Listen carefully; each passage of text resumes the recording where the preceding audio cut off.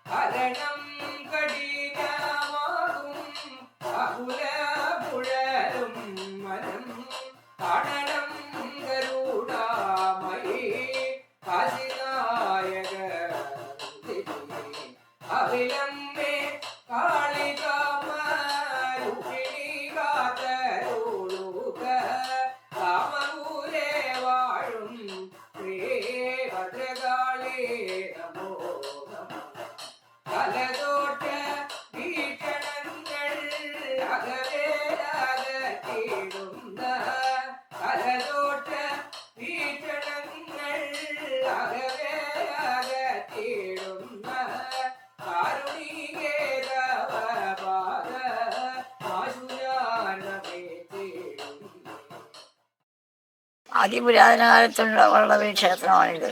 പണ്ട് കാലത്ത് ഒരു എംപ്രാന്തിരിയുടെ മഠമായിരുന്നു. ആ എംപ്രാന്തിരി വച്ച് പൂജിച്ചുകൊണ്ടിരുന്നതാണ് ഈ അമ്പലം, ഈ നായാട്ട് ക്ഷേത്രം. അങ്ങനെ ഇരുന്നപ്പോൾ കുട്ടികളുടെ പടം വന്ന കാലത്ത് ആലുവായൂരേം വന്നു. ആലുവായൂരേം വന്നു കഴിഞ്ഞപ്പോഴത്തേക്കും എല്ലാവരും പിടിച്ചു വന്ന് സ്വയാദികളെ എല്ലാവരെയും പിടിച്ച് മാർക്കം കൂട്ടാൻ തുടങ്ങി. ആ പേടി ഓർത്ത് ഈ കാർന്നവർ എന്ത് ചെയ്യുമെന്ന് വെച്ച് കഴിഞ്ഞാൽ, ഈ കോട്ടയ്ക്ക് വാളവക്കട്ട് കോട്ടയായിരുന്നു. ആ കോട്ടയ്ക്ക് ചീട്ടിട്ട് ആ കാർന്നവർ ചാരിപ്പോയി കിടന്നു. ഒരു കടമെടുത്ത് 2 കണ്ണും തുളച്ച് അതിലത് വച്ച് ചാരിപ്പോയി കിടന്നു. പട വന്ന് ആലുവായൂരേം വന്നപ്പോഴത്തേക്കും പട പോയി, തിരിച്ച് ഇങ്ങോട്ട് പോന്നില്ല. അതുകൊണ്ട് എംപ്രാന്തിരി അമ്പലവും കൊടുത്തു ആ കാർന്നവർക്ക്. അത് കഴിഞ്ഞപ്പോൾ കാർന്നവർ വന്ന് ഒരു കെട്ടിടം പണിത് ഇവിടെ താമസിച്ചുകൊണ്ട് ഈ ഭഗവതിയെ, നായാട്ട് ഭഗവതി ഇരുത്തി, ആ അമ്പലം വന്ന് ഇരുത്തി വഴിപാടും കഴിച്ച് പൂജിച്ചുകൊണ്ട് വന്നു. പുന്നക്കോട്ട എന്ന് പറഞ്ഞ ഒരു സ്ഥലത്തുനിന്ന് ഒരു സ്ത്രീയെ ദത്തെടുത്തുകൊണ്ട് വന്ന് ഇവിടെ സന്താനങ്ങളും പരമ്പരകളും ഒക്കെ ഉണ്ടായി വാഴക്കാട്ട് കുടുംബത്തെ. ഇപ്പം ഞങ്ങളായിട്ട് ഇവിടെ മാസം തോറും പൂജയുണ്ട്. ഈ ഭഗവതിയെ സംരക്ഷിച്ചു കൊണ്ടുവന്നത് ഈ കാർന്നവരാണ്. ആ കാർന്നവരെ മരണശേഷം ഇവിടെ ഇരുത്തിയിട്ടുണ്ട്. ഞങ്ങളാണ് പ്രധാനമായിട്ടും പൂജ നടത്തുന്നത്. പക്ഷെ അതിൽ പങ്കുകൂടും, കുടുംബക്കാരൊക്കെ പങ്കുകൂടും. പിന്നെ അത്യാവശ്യ കാര്യങ്ങൾക്ക് എന്തെങ്കിലും വേണമെന്നുണ്ടെങ്കിൽ അവരോട് ആവശ്യപ്പെടുക. അവരത് ഇപ്പോൾ ആണ്ടുതോറും താലപ്പൊലിയൊക്കെ ഉണ്ട്. അപ്പം അതിനെന്തെങ്കിലും ആവശ്യപ്പെട്ട് കഴിഞ്ഞാൽ അവർ കുറേശ്ശെ തരും ചെയ്യും. അല്ലാതെ നിത്യപൂജിക്കൊന്നും തന്നെ ഇതൊന്നുമില്ല. അതൊക്കെ ഞങ്ങൾ തന്നെയാണ്.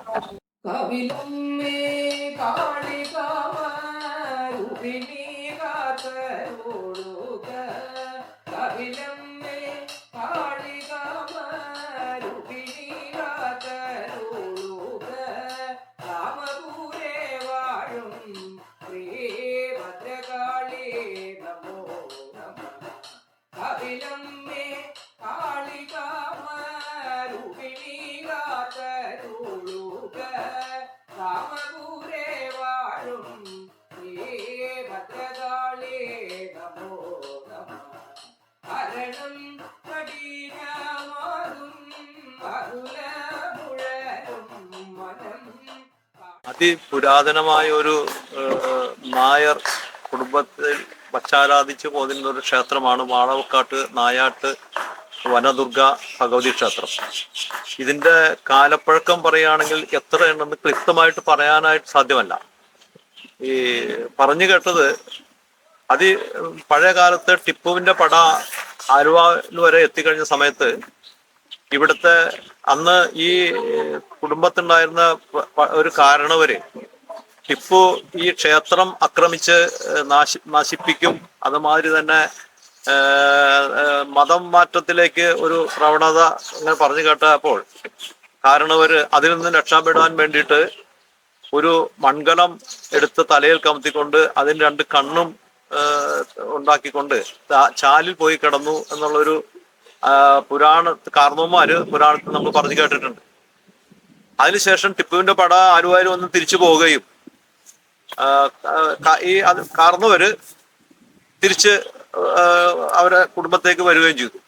അപ്പോൾ ആ ക്ഷേത്രം അതിനുശേഷം ആരാധനകൾ തുടർന്നു പോരുകയും ഈ ക്ഷേത്രത്തിന്റെ ഉൽപ്പത്തി എന്ന് പറയുമ്പോൾ ഒരു നമ്പൂതിരി ആയിരുന്നു ഈ ക്ഷേത്രം നടത്തിക്കൊണ്ടു പോകുന്നതെന്നാണ് പറഞ്ഞു കേട്ടേക്കുന്നത്.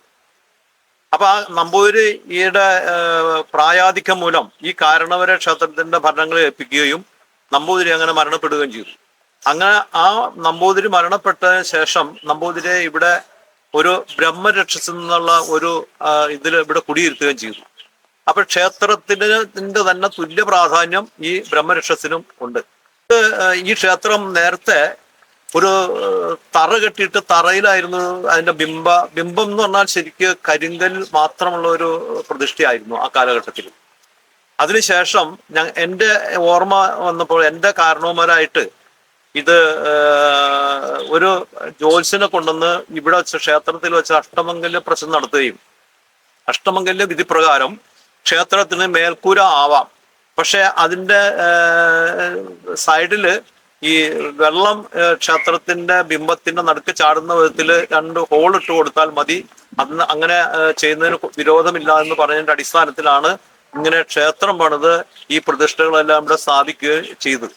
അപ്പൊ അതേമാതിരി തന്നെ ഈ ക്ഷേത്രത്തോടനുബന്ധിച്ച് ഒരു നാഗരാജാവ്, നാഗയക്ഷി, കരുനാഗയക്ഷി, ഇങ്ങനെ 3 സർപ്പങ്ങളുടെ പ്രതിഷ്ഠയും കൂടി ഇവിടെ ഉണ്ട്. ഇത് പറഞ്ഞിട്ട് ഈ കുടുംബത്തിന്റെ ക്ഷേത്രം മാത്രമല്ല, അത് ഈ കുടുംബത്തിലുപരി ഈ നാട്ടുകാരുടെ നാടിന്റെ ഒരു ഐശ്വര്യത്തിനും കൂടി വേണ്ടിയിട്ടുള്ള നിലകൊണ്ടിരുന്ന ഒരു ദേവിയാണെന്നുള്ള പ്രശ്നത്തിൽ അഷ്ടമംഗല പ്രശ്നത്തിൽ നമുക്ക് കാണാൻ സാധിച്ചു. അതിന്റെ ശേഷം ഈ പ്രതിഷ്ഠാ ചടങ്ങുകളെല്ലാം നടന്നതിന് ശേഷം ഇത് ക്ഷേത്രം വളരെയധികം പുരോഗമിക്കുകയും ഈ നാട്ടിലുള്ള ആൾക്കാരെല്ലാവരുടെയും സഹകരണങ്ങളിൽ ക്ഷേത്രമായിട്ടുണ്ടാവുകയും ചെയ്തിട്ടുണ്ട്. ഇതിന്റെ പ്രതിഷ്ഠാ ദിനം മേടമാസത്തില് പുണർന്ന നക്ഷത്രത്തിലാണ്. അതേമാതിരി തന്നെ പൂജാതി കർമ്മങ്ങളെല്ലാം ഇന്ന് തന്ത്രി വരി എന്ന് പറഞ്ഞാൽ എടപ്പള്ളി മനക്കിലെ തന്ത്രി ആണ്. നിത്യപൂജയുള്ള ഒരു ക്ഷേത്രം ആയിരുന്നില്ല, പണ്ട് കാലം മുതലേ ഉണ്ടായിരുന്നില്ല. പണ്ട് കാലം മുതൽ വച്ച് നിവേദ്യം എന്ന ചടങ്ങിലായിരുന്നു ക്ഷേത്രം നടന്നിരുന്നത്. അതായത് വർഷത്തിലൊരിക്കൽ ഒരു വച്ച് നിവേദ്യം പോലെ കഴിച്ച് പോരുന്ന ഒരു ചടങ്ങായിരുന്നു അന്നുണ്ടായിരുന്നത്. മലയാള മാസം ആദ്യത്തെ ഞായറാഴ്ചയുള്ള പൂജയില് ഞങ്ങളുടെ വാളവക്കാട്ട് കുടുംബത്തിൽപ്പെട്ട എല്ലാവരും തന്നെ ഇവിടെ എത്തുകയും അതേമാതിരി ഈ നാട്ടിലുള്ളവരും പരിസരവാസികളും എല്ലാവരോടും ഒത്തുകൂടുകയും ഈ പൂജയ്ക്ക് ശേഷം ഇവിടെ പ്രസാദമൂട്ട് മുതലായ ചടങ്ങുകളോടുകൂടി ഇന്നും ഈ ക്ഷേത്രത്തിന്റെ കാര്യങ്ങളെല്ലാം ഭംഗിയായിട്ട് നടന്നുപോയി. പ്രധാന പ്രതിഷ്ഠ എന്ന് പറയുമ്പോൾ നായാട്ട് ഭഗവതിയും പരിവാരങ്ങളുമാണ്. നായാട്ട് ഭഗവതി എന്ന് പറഞ്ഞാൽ വനദുർഗ എന്നുള്ള ഒരു കൺസെപ്റ്റിലാണ് ഇന്നും പൂജിച്ചു വരുന്നത്. ഈ പ്രദേശം മുഴുവൻ വനങ്ങളായിരുന്നു. അതിനൊരു ഉദാഹരണം എന്ന് പറയുമ്പോൾ ഞാനിരിക്കുന്നതിന്റെ നേരെ പുറയിലുള്ള മരം തന്നെ നോക്കിയാൽ അതിനൊരു ഉത്തമ ഉദാഹരണമാണ്. ആ മരത്തിന് പഴക്കം തന്നെ എത്ര വർഷമുണ്ടെന്ന് തന്നെ നമുക്ക് നിശ്ചയിക്കാനാവില്ല. അത് വനങ്ങളെല്ലാം ഓരോരുത്തരുടെ സ്ഥലങ്ങള് ഓരോരുത്തരുടെ കൈവശം വന്നതിന് ശേഷം എല്ലാം വെട്ടി തെളിച്ച് അങ്ങനെ വനങ്ങൾ നഷ്ടപ്പെടുകയും ഇന്നിപ്പോ ആകെ അവശേഷിക്കുന്ന ഈ മരം വലിയൊരു മരം മാത്രമായിട്ട് മാറിയേക്കാണ്. അപ്പൊ അതിഘോരമായ ഒരു വനപ്രദേശമായിരുന്നു. അതാണ് ഇത് വനദുർഗ എന്നുള്ള ഒരു പേര് വരാനെന്നുള്ളതാണ് ഞങ്ങൾക്ക് മനസ്സിലാക്കാൻ സാധിച്ചത്. എന്റെ കാർമ്മമാരായിട്ട് ഇങ്ങനെ പറഞ്ഞു കേട്ട ഒരു കേൾവിയാണ് ഇതെല്ലാം. പിന്നെ രണ്ടാമത്തെ പ്രതിഷ്ഠ എന്ന് പറഞ്ഞാൽ പഞ്ചമൂർത്തികളാണ്. 5 മൂർത്തികള്, ശിവൻ, ശാസ്താവ് തുടങ്ങിയ 5 മൂർത്തികള് അവിടെ പ്രതിഷ്ഠ ചെയ്തിട്ടുണ്ട്. ഇവിടുത്തെ പ്രധാന വഴിപാട് എന്ന് പറയുന്നത് കൂട്ടുപായസം, അതായത് പിഴിഞ്ഞു പായസമായിട്ടാണ് അന്ന് മുതലേ നടത്തി പോരുന്നത്. പിന്നെ ഗുരുതി എന്നുള്ള ഈ ക്ഷേത്രത്തില് ഗുരുതിയുടെ ഒരു ഇത് ഇവിടെ ഇല്ല. പിഴിഞ്ഞു പായസമാണ് പ്രധാന വഴിപാട്.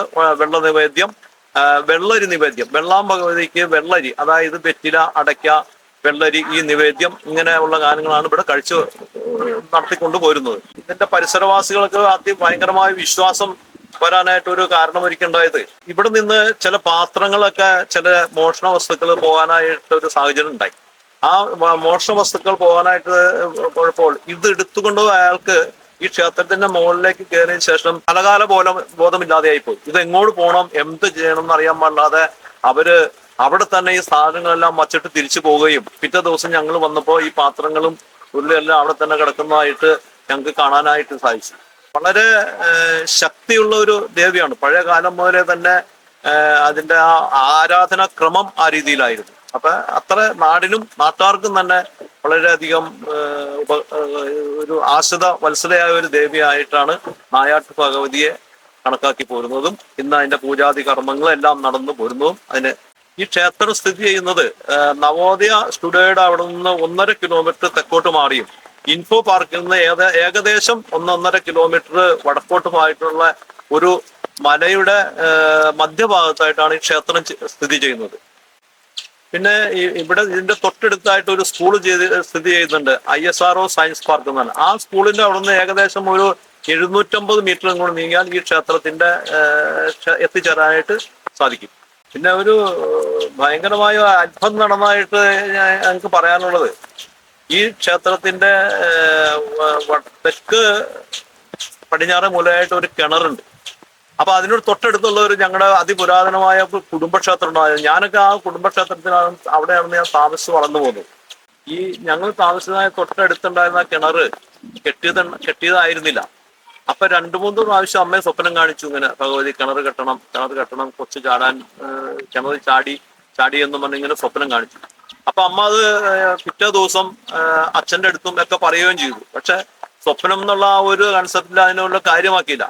4-ാമത്തെ ദിവസം ഈ കൊച്ച് ആ കിണറിൽ ചാടുമ്പോൾ ഏതാണ്ട് 2 ആളി വെള്ളത്തിന് മുകളിലുണ്ട്. ആ കിണറിൽ ഒരു ഏണിയും അതിൽ ഒടിഞ്ഞിരിപ്പുണ്ടായിരുന്നു. പക്ഷെ ആ 2 ആളി വെള്ളമുള്ള ആ കിണറിൽ ആ കൊച്ചു ചാടിയിട്ട് ആ കൊച്ച് മുകളില് കയ്യും കാലും ഇട്ട് മുകളിൽ ഇങ്ങനെ ആരോ ഇടുത്ത് വെച്ചുകൊണ്ടിരിക്കുന്ന മാതിരി ഇങ്ങനെ മുകളിൽ കയ്യും കാലും ഇട്ട് അടിച്ചുകൊണ്ടിരിക്കുകയത്. അമ്മ കൊച്ചായിട്ട് പെട്ടെന്ന് വന്ന് നോക്കിയപ്പോൾ ഈ കൊച്ചിങ്ങനെ മലന്ന് കിടക്കുന്നതായിട്ട് കാണുകയും അമ്മ ഉടനെ തന്നെ ഒന്നും നോക്കാതെ കിണറ്റിലേക്ക് എടുത്ത് ചാടി ആ കൊച്ചിനെ കയ്യിലെടുക്കുകയും ചെയ്ത്. അപ്പോഴത്തേക്കും ആൾക്കാരെല്ലാം ഓടിക്കൂടി തൊട്ടി കൊണ്ടുവന്ന് ഈ കൊച്ചിനെ, ആ സമയത്ത് ആ കൊച്ചിന്റെ പ്രായം എന്ന് പറയുന്നത് 2 വയസ്സാണ് എന്നുള്ളത് നമ്മൾ ആലോചിക്കുന്നത്. 2 വയസ്സിനാണ് കൊച്ച് ഈ കിണറിൽ ചാടിയിരിക്കുന്നത്. ആ കൊച്ചിനെയും അമ്മയെ തൊട്ടി കൊണ്ടുവന്ന് തൊട്ടിയിൽ കയറ്റി കരക്കെത്തിച്ചു. പക്ഷെ ഇന്നത്തെ വരെ ആസ്പത്രികളോ കാര്യങ്ങളൊന്നും ഉണ്ടായില്ല. എടപ്പള്ളിയിലായിരുന്നു ഒരു ആസ്പത്രി ഉണ്ടായിരുന്നത്. ആസ്പത്രിയിൽ കൊണ്ടുപോയി കാണിച്ചു വന്നിട്ട് യാതൊരുവിധ കുഴപ്പങ്ങളും ആ കൊച്ചിനോ അമ്മയ്ക്കോ സംഭവിച്ചിട്ടില്ല. ഇന്ന് ആ അമ്മയ്ക്ക് 92 വയസ്സ് കഴിഞ്ഞു. ആ കൊച്ചിന് ഇന്ന് 67 വയസ്സായി. ഇന്നും വളരെ ആരോഗ്യവാനായിട്ട് രണ്ടുപേരും.